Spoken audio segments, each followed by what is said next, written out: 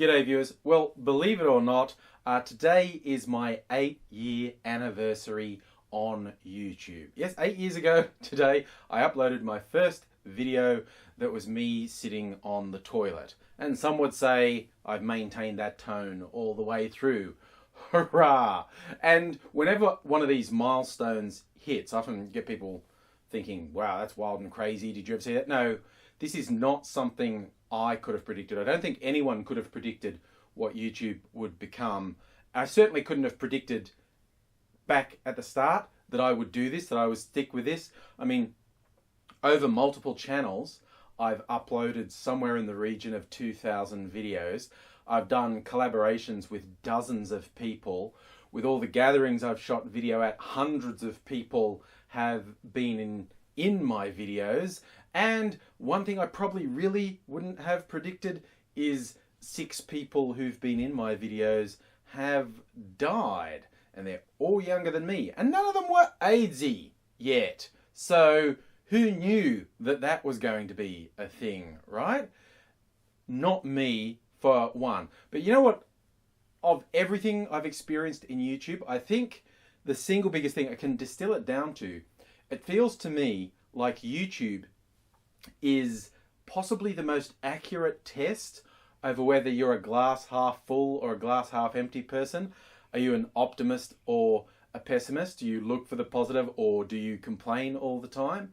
Because like everything in this world, YouTube is not perfect.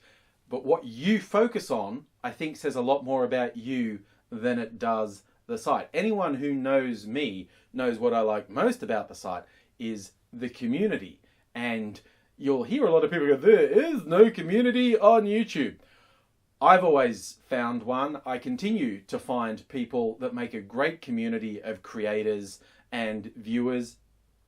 And that just keeps happening. So I always think the people who say there's no community, they're probably the problem rather than anything outside of them. The same as, you know, what the site offers. If you focus on, oh, YouTube doesn't give me everything I want, I changed some stuff that I preferred. If that's all you dwell on, that's kind of on you, and you gloss over the magic website that makes things seem like an everyday occurrence that you all seem to forget was close to impossible before the site existed. In fact, prior to the success of YouTube, no one was even trying to achieve the things that YouTube has made every day. So yeah, personally, the thing I miss the most from the past that was there for a while, about 5 years ago, was the localization. For instance, being an Australian, if you logged in with an Australian IP address, a lot of the content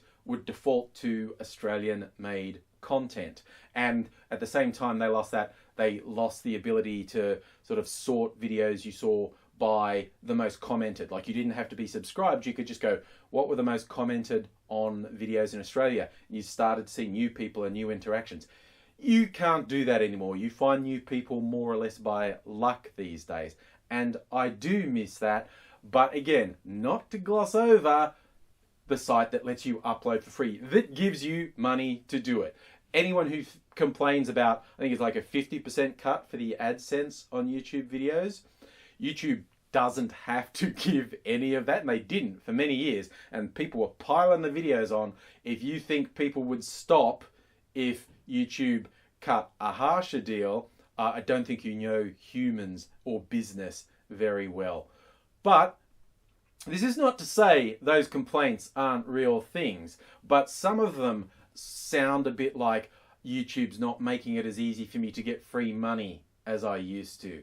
So while I think it's always worth giving YouTube that feedback and making your voice heard when there's things you don't like, it's always good to remember the positives. So if I could impart anything, and that is questionable if I have any wisdom to impart, I realize, it's think about how the site feels to you and what that says about you. YouTube, Google corporate, on one level, it would be absolutely fair to say they don't give a crap about you and I. They're running a multi-billion-dollar company. individual people don't figure on their radar. At the same time, those same people, the Google, YouTube corporate people, have given so much that they don't have to, and they continue to. So this might sound strange coming from someone who's most famous for screaming "shut the fuck up" on YouTube, but I honestly think when you look for the positive, you have a better experience. And for me, that's probably the single biggest thing YouTube has given me over 8 years, is the ability to find positive things that I never had access to before. New people, new opportunities, far from perfect. But if the site's still around in 8 years' time, I'd like to think I will be too. And I hope all of you are as well.